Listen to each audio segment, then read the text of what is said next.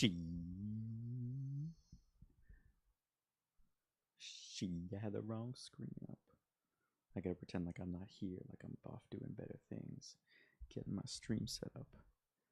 I gotta get a glass of water.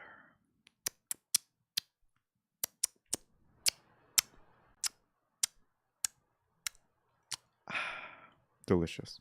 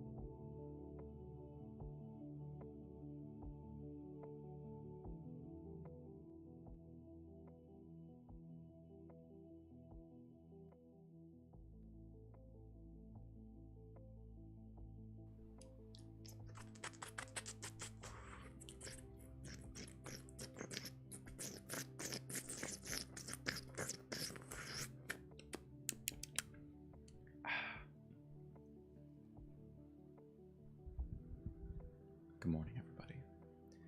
Welcome to Mr. Keating's show. My door is open. I'm gonna close it.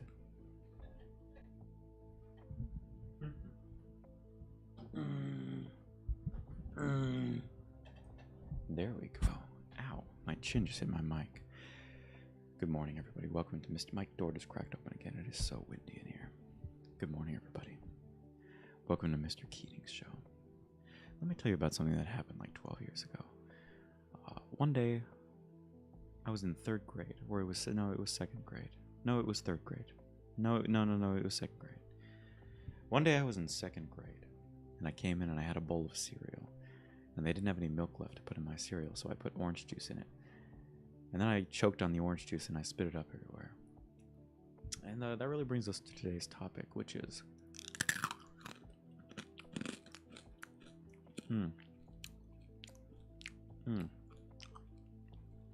rock bottom. But not the kind where you're in a state of despair. I'm talking about bottom of the barrel. I'm talking about them. I'm talking about the worst of the worst. I'm talking about the lowest of the low. I'm talking about the barnacles on the bottom of the barnacles.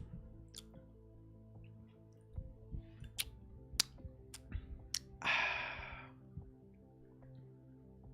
talking about YouTube Shorts. What the? Where did my music go? YouTube Music Premium is No. an experience that gives you complete control of your music. Fuck off, YouTube Music. So you can listen without ads, I don't want to give you download free your advertisements on your own platform. and keep your You're not songs even going to playing pay in the me for it. background. Get YouTube Music Premium. Shut up, Try me. 1 month free. Shut up, YouTube. Thank you. There we go. I'm not gonna lie, I spent so long trying to avoid TikTok because I knew the effect it would have on someone like me. I'm easily susceptible to this type of stuff. I try to stay off of social media as much as I can, but goddamn, if I click on one short, I'll watch 20 of them, and I won't even remember any of them. I watched a bunch of shorts before starting this stream. I was even like 5 minutes late because of it, and I can't tell you what one of them was. I couldn't even tell you what one of them was. And it's for this reason that I'm here to announce that I'm going to be speccing into YouTube Shorts, everybody. I'm going to be uploading shorts of this so that I can appear in your subconscious and haunt you in your dreams. See, it would be one thing if these shorts were really entertaining and they started appearing in my dreams and they started sending me subliminal messages. I mean, a bunch of short, rapid little 15-second messages. What better way to hypnotize someone? Someone's gonna make a shorts playlist, but I don't use enough TikTok to know if stuff like that exists. I like some of them. There's a few shorts that make me giggle or make me laugh, but it feels like you have to wade through a sea of garbage, and that's what I'm doing usually on YouTube. But there, it feels like you're putting in the work, the minuscule amount of work to search for a video. Well, I guess it's no use complaining. I've uploaded shorts before, but I think I've only ever uploaded 1 or 2 shorts. And one of them was of a video I had already uploaded on my channel. Anyways, about that orange, what was I talking about? I was talking about orange juice. Listen, I know you always come to these, whether you're coming in live or whether you're coming in later.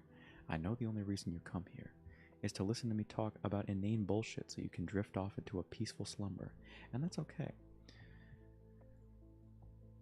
I was thinking about the different kinds of orange juices today, because I haven't had orange juice in literally a year. And boy, I'd like to have some orange juice. I want to have some cranberry juice too. Why is orange Gatorade concentrate $60? Blood orange puree is $125 online. Who would ever buy that? Not me. Let's see, you got the Sunny D. Sunny D is pretty bottom tier. Tropicana, I do like Tropicana. Simply Orange is really good. Minute Maid is terrible. Just terrible. I do like Freshly Squeezed, but usually I like a little bit of the pulp taken out, because too much, and it feels like I'm drinking gazpacho.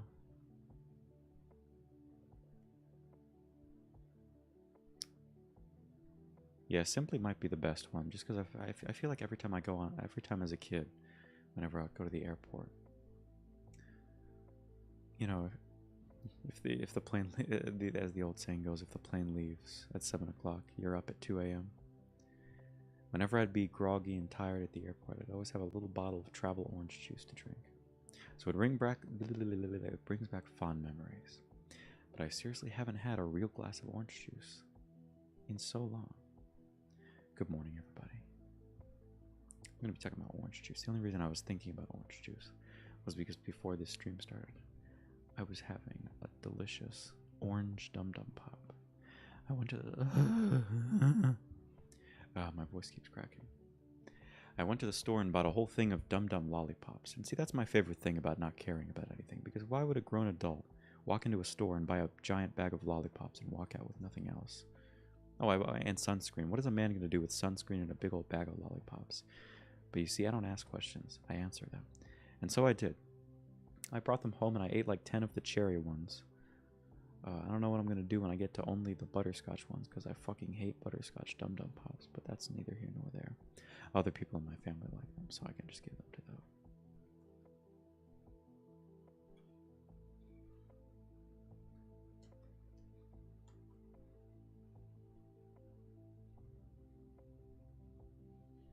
I looked up Dum Dum Pops and this was the first thing that came out.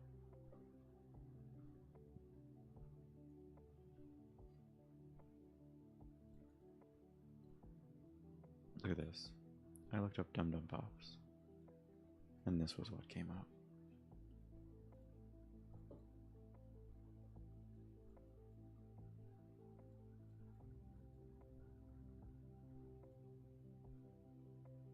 Look at this.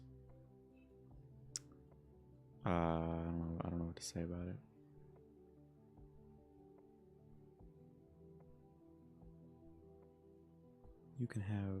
Nope. You can be right here. There you go. You see, there's a lot of things that people neglect when they're thinking about what kind of orange juice to buy. One of them is, how far would it fly if you left it in a cupboard for 3 months? Because orange juice ferments pretty fast, and it builds up a lot of pressure. Sometimes in the fall, whenever you get big jugs of apple cider, if you let it sit for too long, it'll start to form that scummer on the side, you know, where apple cider vinegar starts to form. And boy, when it starts to get scummy and vinegary, oh, it starts to inflate. If you leave apple cider in a jug for too long, especially a plastic one, it'll explode. Have you ever seen a jug of apple cider explode? I wonder what happens if you Google apple cider exploding. Here's why those exploding bottles of hard cider had to be recalled. Bottles of hard cider were recalled this week with their manufacturer warned that cider with 2 recent batches may result in bottles that overflow or literally explode. But what makes a bottle of otherwise ordinary cider explode? The phenomena that makes hard cider explode is the same phenomena that makes it possible in the first place, fermentation. But while some fermentation may result in drinks that are tasty, and at least in your own mind, blessed with charm-enhancing powers, too much is potentially an explosive problem. When fermenting, whether a cider, a wine, or a beer, or any fruit juice, getting the timeline right is important, lest you end up with a product that is either a little too raw, or slightly turned. Sometimes brewers will use an additive like sorbic acid, or they chill it down to stop the fermentation in its tracks. Usually that's enough, but sometimes, in a problem well known to home brewers, there's enough residual sugars to kick off a second, unwanted and unplanned fermentation, after the body has been sealed. When re-fermentation happens in bottles of wine, you'll occasionally get a reaction so strong that it'll pop the cork right out of the bottle. For those cider bottles, though, there was no cork and no pop, letting the pressure increase in the fizzy cider to just build, and build, eventually to a high enough level that it would just burst right out of the glass. Come on, can't we get a video of the cider exploding? Can we get a video? I'm trying to look for some common examples of this. I know I've seen a bottle of cider explode. I remember one time I was doing a show when I was like 7 or 8. I did a show at a town hall meeting. And then after I was done, I went out back with a bag of Cool Ranch Doritos. That was also the first day I'd ever tried Cool Ranch Doritos. I used to love them, but they taste like shit now. And there were some kids who were experts at thermodynamics, experts at physics, at rocket engineering, because they would take these soda can bottles from a nice big blue cooler. They would shake them up as much as they could and then turn them upside down and launch them onto the roof. And they were scary accurate too. There was kids landing, they were trying to see who could land a can on the roof. And they were quite good at what they were doing. I've tried to recreate the same thing many years ago though. And I couldn't get them to fly upward like they did. I was trying to wonder, what did they do to those cans to make them fly upwards? How do you make a soda can fly?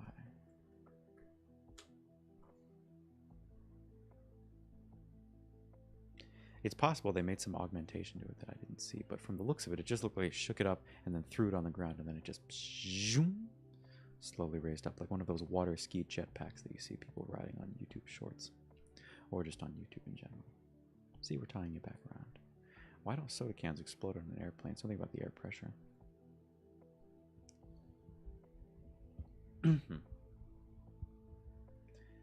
With not hard cider, though, it takes a couple of weeks before it starts to burst. And I've never seen it violently explode before, but I have seen a cork pop off like boom. It looks like this. You get these bottles. Whoops.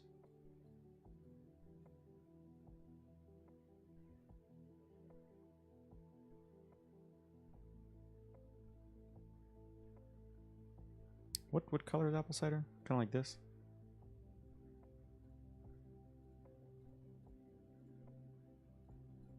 Oh, nope.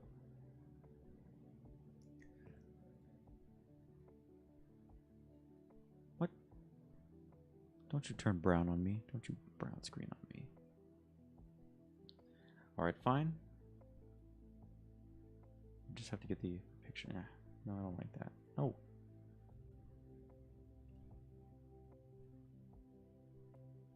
There we go. Look at my nice apple cider. I've got to put a little label on there so you know it's apple cider.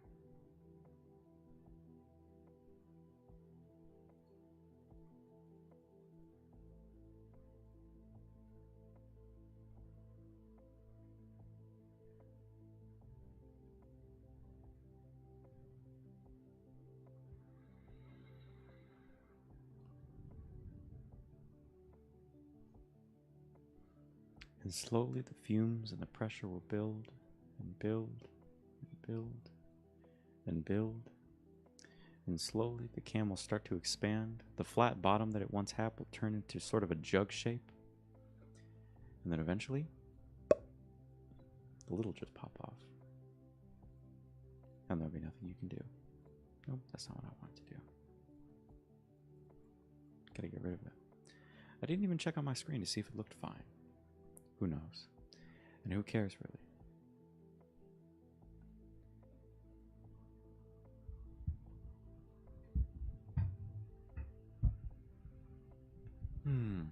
That's what I meant by rock bottom. I didn't mean a bad time. No. I meant bottom of the barrel. The stuff that accumulates on the bottom of aluminum cans and plastic bottles when you leave them in a refrigerated space, or even worse, in a hot space for too long. Actually, I think like a room temperature place would cause it to happen the fastest. If it was too hot, wouldn't it die?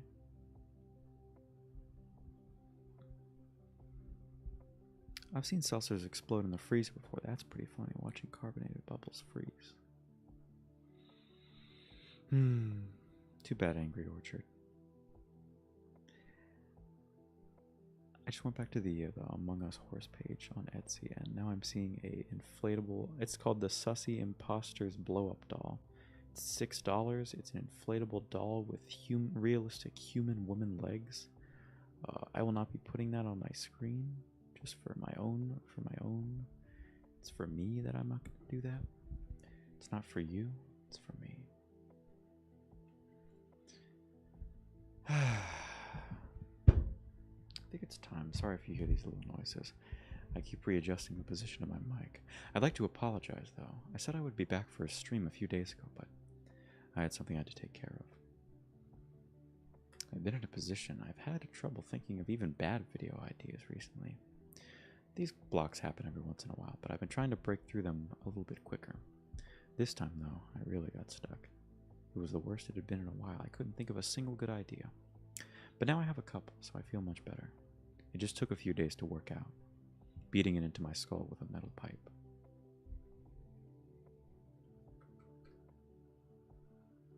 I think now's the time in our little arrangement that I read you a good bedtime story. It's a little early. Oh, it's not too early. It's 9:38.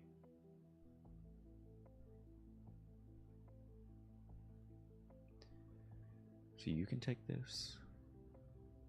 You come in now, come in later.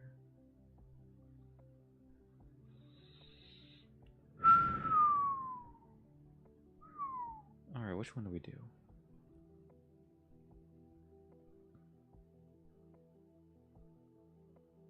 We're going to read Jimmy Scarecrow's Christmas.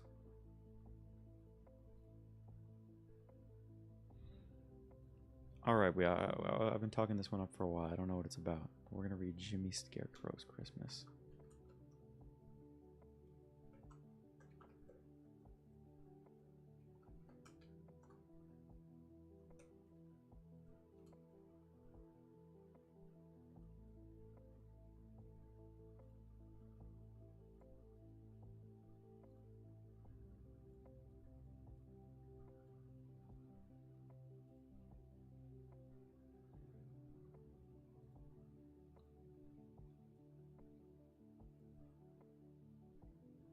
There we go.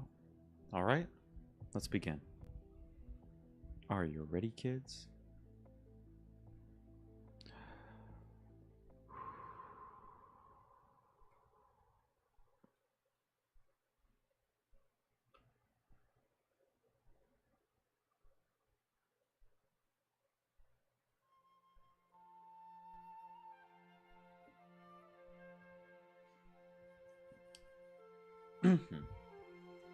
Jimmy Scarecrow's Christmas by Mary E. Wilkins. Jimmy Scarecrow led a sad life in the winter. Jimmy's greatest grief was his lack of occupation. He liked to be useful, and in the winter he was absolutely no use to anyone at all. He wondered how many such miserable winters he had to endure. He was a young scarecrow, and this was his first. He was strongly made, although his wooden joints creaked a little bit when the wind blew, and he did not grow in the least rickety. Every morning when the wintry sun peered up like a hard yellow eye across the dry corn stubble, Jimmy felt sad. But at Christmas time his heart nearly broke. Jimmy's Scarecrow Christmas. On Christmas Eve, Santa Claus came in his sledge, heaped high with presents, urging his team of reindeer across the field. He was on his way to the farmhouse where Betsy lived with her Aunt Hannah. Betsy was a very good little girl with smooth yellow curls in her hair, and she had many great presents. Santa Claus had a large wax doll baby for her on his arm, tucked up against the fur coat. He was afraid to trust it in his pack, lest it get broken. When poor Jimmy Scarecrow saw Santa Claus, his heart gave a great leap. "Santa Claus! Here I am!" he cried out, but Santa Claus did not hear him, because scarecrows can't talk. "Santa Claus, please give me a little present. I was good all summer, and I kept the crows out of the corn," pleaded the poor Scarecrow in his choking voice. But Santa Claus passed by with a merry ho ho ho, halloo, and a great clamor of bells. Then Jimmy Scarecrow stood in the corn stubble and shook with sobs until his joints creaked. "I am no use in the world, and everyone has forgotten me," he moaned. But he was mistaken. Jimmy Scarecrow's Christmas. The next morning, Betsy sat at the window holding her Christmas doll baby, and she looked out at Jimmy Scarecrow standing alone in the field amidst the corn stubble. "Aunt Hannah," she said. Aunt Hannah was making a crazy patchwork quilt, and she frowned hard at a triangular piece of red silk and a circular piece of pink, wondering how to fit them together. "Well," said she, "did Santa Claus bring the scarecrow any money? "No, of course he didn't. Why not? Because he is a scarecrow. Don't ask silly questions," I wouldn't like to be treated that way if I was a scarecrow." said Betsy, but her Aunt Hannah did not hear her. She was busy cutting a triangular snip out of a round piece of pink silk so that the red piece of silk could be feather stitched into it. It was snowing hard out of doors, and the north wind blew tough, fierce. The Scarecrow's poor old coat got wider and wider in the snow. Sometimes he almost vanished in the thick white storm. Incidentally, that's my nickname. That's my nickname on Bumble. Thick White Storm. Thank you. Please unsubscribe from my channel. Aunt Hannah worked until the middle of the afternoon on her crazy quilt, and then she got up and spread it out over the sofa with an air of pride. "There. That's done, and that makes the 8th. I've got one for every bed in the house, and I've given 4 away. I'd give this away if I knew anyone who wanted of it." Aunt Hannah put on her hood and shawl, and drew some blue yarn stockings over her shoes, and set out through the snow to carry a slice of plum pudding to her sister Suzanne, who lived down the road, half an hour from Aunt Hannah. "Merry Christmas," she said to Jimmy Scarecrow. "Wish you the same," said Jimmy, but his voice was choked with sobs. It was also very muffled, for his old hat had slipped down onto his chin. Betsy looked pitifully at the old hat, fringed with icicles like frozen tears, and the old snow-laden coat. "I brought you a Christmas present," said she, and with that she tucked her doll baby inside of Jimmy Scarecrow's coat, sticking its tiny feet to a pocket. "Thank you," said Jimmy Scarecrow faintly. "You're welcome. Said she. Keep running your mama so you won't catch a cold. Don't catch a cold. Don't catch a cold." She's delicate. "Yes, I will," said Jimmy Scarecrow's Christmas, and he tried to bring one of his stiff, outstretched arms to clasp the baby doll. "Don't you feel colder than most of now?" asked Betsy. "If I had a little exercise, I should be warm," he replied, but he shivered, and the wind whistled through his rags.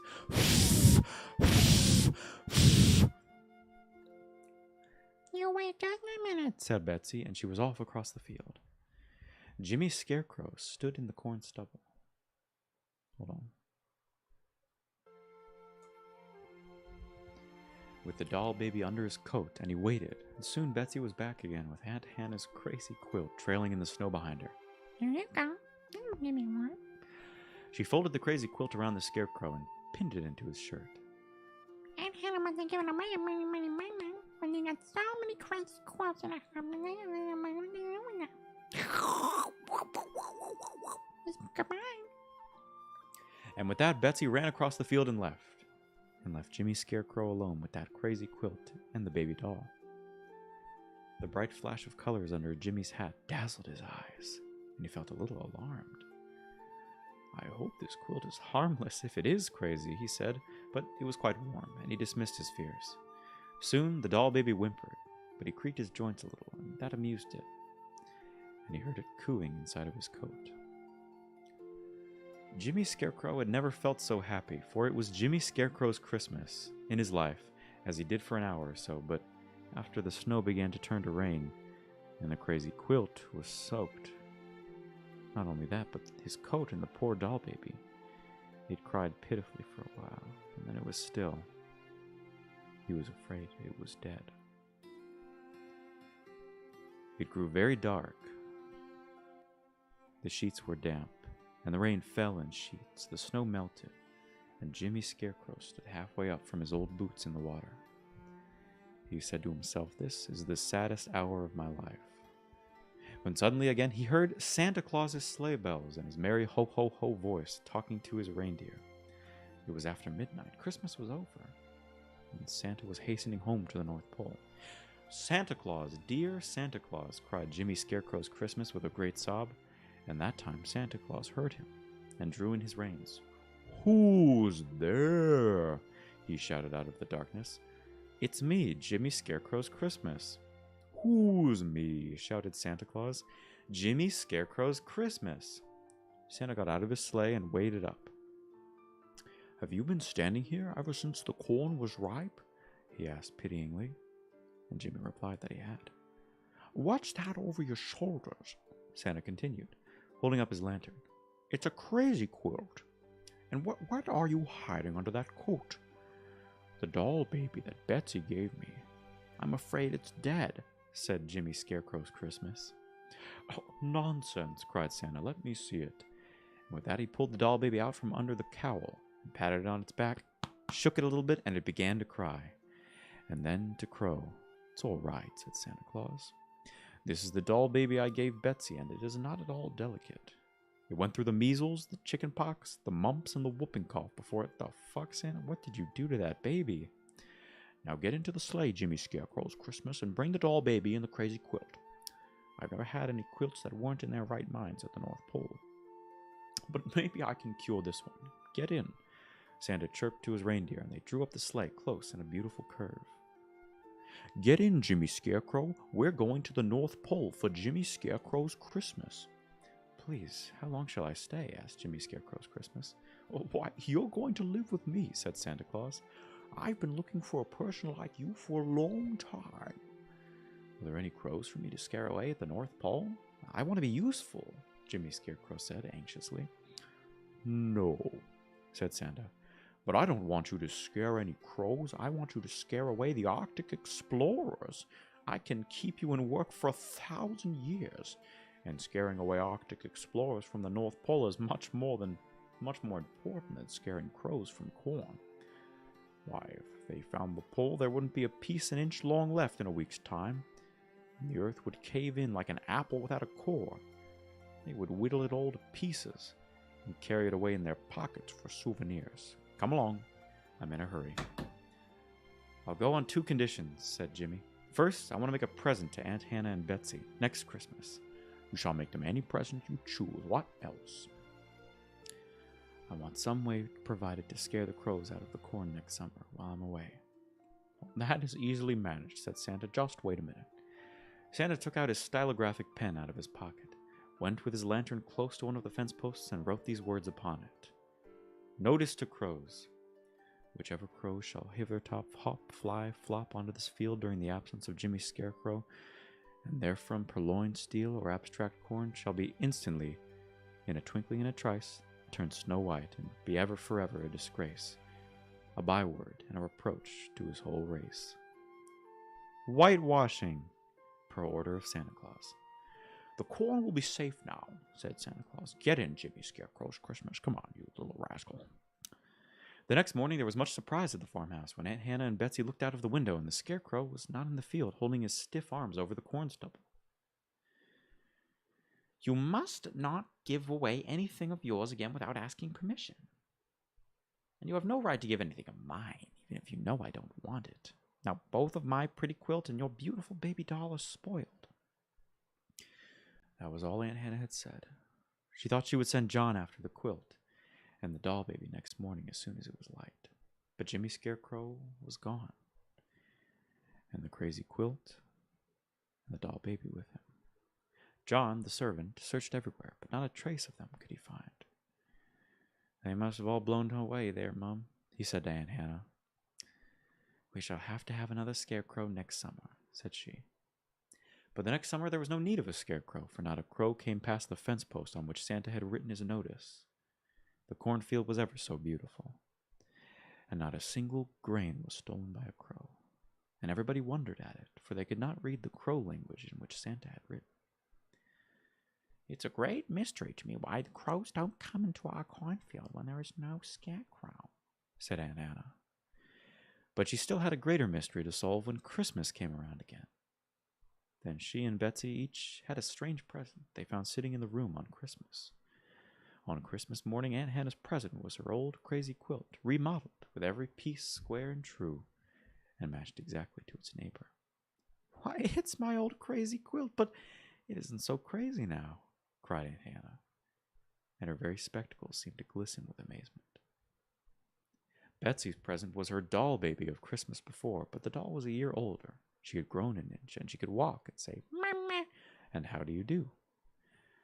She was changed a good deal, but Betsy knew her at once. It's my doll baby. Oh, sorry, my bad. It's my doll baby, she cried, and she snatched her up and kissed her. But neither Aunt Hannah nor Betsy ever knew that the quilt and the doll were Jimmy Scarecrow's Christmas present to them. The end. That was Jimmy Scarecrow's Christmas, everybody. We finally read it. Well, that was Jimmy Scarecrow's Christmas. I'm going to read Jimmy Scarecrow's Christmas every single Jimmy Scarecrow's Christmas, because that's what we do on Jimmy Scarecrow's Christmas. Thank you for tuning in tonight to Jimmy Scarecrow's Christmas. Whether you're tuning into Jimmy Scarecrow's Christmas now, live, or tuning into Jimmy Scarecrow's Christmas later, thank you for coming to the Jimmy Scarecrow's Christmas show. Good night, Jimmy Scarecrow's Christmas.